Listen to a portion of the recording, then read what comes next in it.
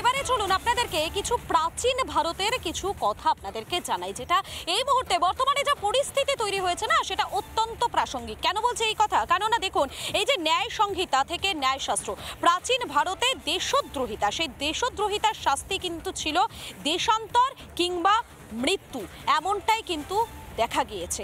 এবং ন্যায় সংহিতা থেকে ন্যায়শাস্ত্র, প্রাচীন ভারতে দেশদ্রোহিতার শাস্তি যেমন ছিল দেশান্তর কিংবা মৃত্যু, ঠিক তেমনই চন্দ্রগুপ্ত মৌর্য থেকে শিবাজি, প্রাচীন ভারতের সেরা শাসকদের সময় ৩ জন বিচারক নিয়োগ করে শাস্তি বিধান করা হতো দেশদ্রোহের অভিযুক্তদের। কেন বলছি এই কথা? দেখুন, আমরা যেভাবে বিগত কয়েকদিন ধরে রাজ্যের অবস্থাটা দেখতে পাচ্ছি, যাদবপুর বিশ্ববিদ্যালয়, সেখানে কি পরিস্থিতি তৈরি হয়েছে বলুন তো? একটি দেওয়াল জুড়ে দেশদ্রোহিতা, সেই দেশদ্রোহিতার ছাপ একেবারে রন্ধ্রে রন্ধ্রে রয়েছে। আর এখানেই শেষ নয়, যাদবপুর বিশ্ববিদ্যালয়ের এই খবর যখন রিপাবলিক বাংলা ব্রেক করে, যখন রিপাবলিক বাংলা দেশদ্রোহীদের মুখোশ কার্যত টেনে খুলতে শুরু করে দেয়, ঠিক তখনই রিপাবলিকের সাংবাদিকদের একেবারে বিশ্ববিদ্যালয় কর্তৃপক্ষের সামনে আটকে রেখে তাদের উপর রীতিমতো মারধর করা হয়। আচ্ছা, এই শাস্তিটা কি হতে পারে বলুন তো? আর কেনই বা এই দেশদ্রোহিতা এই মুহূর্তে ছড়িয়ে পড়বে? এটাই তো সব থেকে বড় প্রশ্ন। আমি আবারও সরাসরি চলে যাবো স্টুডিওতে, আমার সহকর্মী রুমকি রয়েছেন। রুমকি, এটাই তো সব থেকে বড় প্রশ্ন, এই দেশদ্রোহিতা কেন ছড়িয়ে পড়বে? ভারতীয় ন্যায় সংহিতা কি ভুলে যাচ্ছে এই যে যারা দেশদ্রোহিতা ছড়াচ্ছে তারা? দেখো, আপাতকালীন যে পরিস্থিতি রয়েছে তাতে অন্তত এই বিষয়টাই কোথাও গিয়ে স্পষ্ট হচ্ছে। তার কারণ যাদবপুর বিশ্ববিদ্যালয়ে আমরা যে ছবিটা দেখতে পাচ্ছি তা কিন্তু এই প্রশ্ন তুলতে আমাদের বাধ্য করছে।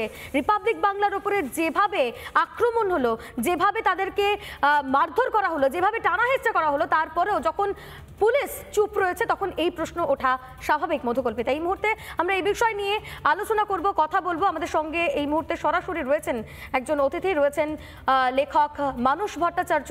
স্বাগত আপনাকে রিপাবলিক বাংলায়। এবং যে ছবি আমরা দেখতে পাচ্ছি, মানসবাবু বেশ কিছুদিন ধরে যাদবপুর বিশ্ববিদ্যালয়ের খবর সম্প্রচার করছে রিপাবলিক বাংলা, যেখানে যাদবপুর বিশ্ববিদ্যালয়ের দেওয়ালে দেওয়ালে দেখা যাচ্ছে দেশদ্রোহিতার চিহ্ন, বিভিন্ন স্লোগান লেখা, আজাদ কাশ্মীর লেখা।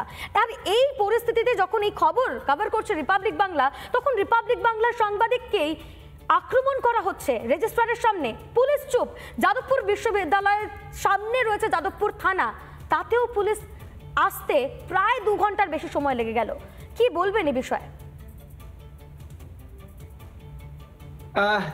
এটা যে দেশদ্রোহিতা সেই নিয়ে কোনো সন্দেহ নেই, কারণ ভারতের যে প্রাচীন পরম্পরা, শাস্ত্র, সাধারণভাবে আমরা যদি ধরো রামের রাজত্বকাল থেকে শুরু করে চোল সাম্রাজ্য বা মৌর্য সাম্রাজ্য, চাণক্যের সময় পর্যন্ত, যেগুলো থেকে আমরা রাষ্ট্রের ধারণা পাই যে রাষ্ট্র কাকে বলে, সেখানে কি ধরনের শাস্তি হওয়া উচিত, সেখানে কি ধরনের অপরাধ হওয়া উচিত, সেখানে সেই বিচার করলে দেখা যাবে যে যে গ্রন্থে সেগুলোকে বলা হয়েছে, ধরো মনুস্মৃতি বা মনুসংহিতা, চাণক্যের অর্থশাস্ত্র, নারদ সংহিতা, বশিষ্ঠ সংহিতা, মহাভারত, এগুলোতে রাষ্ট্র এবং সেখানকার অপরাধীদের শাস্তি কি হওয়া উচিত সে নিয়ে খুব স্পষ্ট বিধান দেওয়া আছে।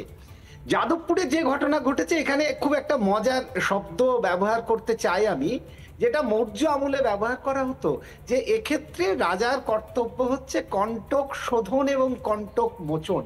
কণ্টক শোধন বা কণ্টক মোচন বলতে বলা হয় যে সমাজের কিছু মানুষ যখন রাষ্ট্রের পক্ষে কাঁটা হয়ে দাঁড়ায়, যখন রাষ্ট্রের পক্ষে ক্ষতিকারক হয়ে দাঁড়ায়, তখন তাদেরকে সমাজ থেকে মোচন করতে হয়। এবং মনুস্মৃতি বা বশিষ্ঠ সংহিতায় বলা হয়েছে এরা আততায়ী। কারা আততায়ী? না, যারা ফরেন ফান্ডিং পায়, প্রাচীন ভারতের ভাষাতে যারা বিদেশ থেকে অন্য রাজার কাছ থেকে উৎকোচ গ্রহণ করে, তো এরা তো সেটাই করেছে। যতদূর শোনা যাচ্ছে এরা ফরেন ফান্ডিং পেয়েছে, এরা বিদেশি ভাবনাতে বিশ্বাসী, অর্থাৎ বিদেশি মতাদর্শে বিশ্বাসী, এবং এরা দেশে অস্থিরতা সৃষ্টি করছে। তো সেই রকম ক্ষেত্রে তাদেরকে দেশদ্রোহী বলা হয়েছে। এবং সেক্ষেত্রে বলা হয়েছে ধর্মস্ত্রয়ী গঠন করতে হবে। ধর্মস্ত্রয়ী মানে হচ্ছে ডিভিশনাল বেঞ্চ গঠন করে। এক্ষেত্রে আরো একটা নিদান ভারতীয় শাস্ত্রে দেওয়া আছে, যে সাক্ষীদের ক্ষেত্রে প্রাচীন ভারতীয় শাস্ত্রে একটা নির্দিষ্ট বয়সের মাপকাঠি ছিল, যে কোন কোন বয়সের লোকেরা সাক্ষী দিতে পারবে। কিন্তু যারা দেশদ্রোহী তাদের বিরুদ্ধে সাক্ষী দিতে গেলে কোনো বয়স লাগতো না, বাচ্চারাও দিতে পারে যে এরা যাদবপুরের দেয়ালে কি কি লিখেছিল বা যথেষ্ট প্রমাণ আছে।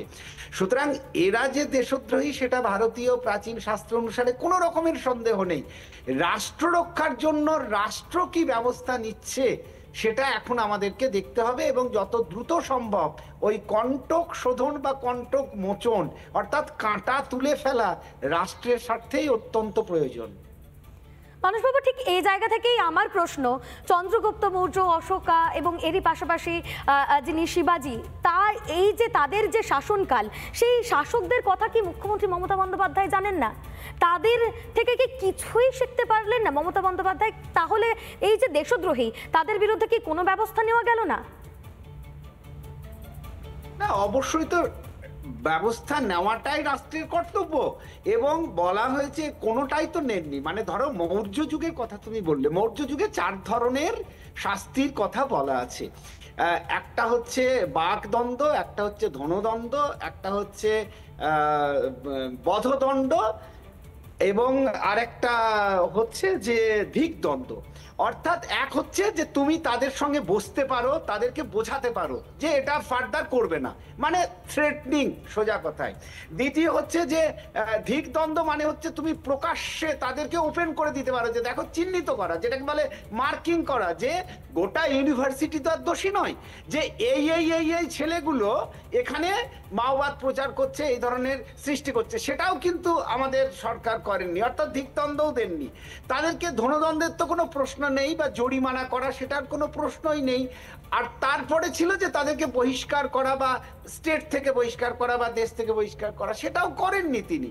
সুতরাং রাজার কর্তব্য পালনের জন্য তারা তো অস্থিরতা সৃষ্টি করছে, এ নিয়ে তো কোনো রকমের সন্দেহ নেই যে যাদবপুর ইউনিভার্সিটির কতিপয় ছাত্র তারা সামাজিকভাবে অস্থিরতা সৃষ্টি করছে।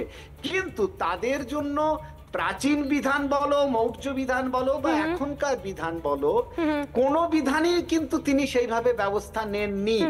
বা একদমই একদমই মানসবাবু, এখনো পর্যন্ত কোনো রকম কোনো ব্যবস্থা নেননি এবং ব্যবস্থা নিতে দেখাও যাচ্ছে না, এবং সেই যে সদিচ্ছা রয়েছে সেটাও বোঝা যাচ্ছে না রাজ্য সরকারের কিংবা মুখ্যমন্ত্রী মমতা বন্দ্যোপাধ্যায়ের। অনেক ধন্যবাদ আপনাকে আমাদের সঙ্গে থাকার জন্য। আমাদের সঙ্গে ছিলেন মানস ভট্টাচার্য, লেখক, এবং সরাসরি তার সঙ্গে আমরা কথা বলছিলাম যে ছবি দেখা গিয়েছে বিগত বেশ কয়েকদিন ধরে যাদবপুর বিশ্ববিদ্যালয়, তাতে মুখ্যমন্ত্রী মমতা বন্দ্যোপাধ্যায় বা রাজ্যের পুলিশ প্রশাসনের যে এই দেশদ্রোহিতা, সেই দেশদ্রোহিতার বিষয়ে ব্যবস্থা নেওয়ার কোনো রকম কোনো সদিচ্ছা রয়েছে কিনা তা নিয়েও কিন্তু প্রশ্ন থেকেই যাচ্ছে।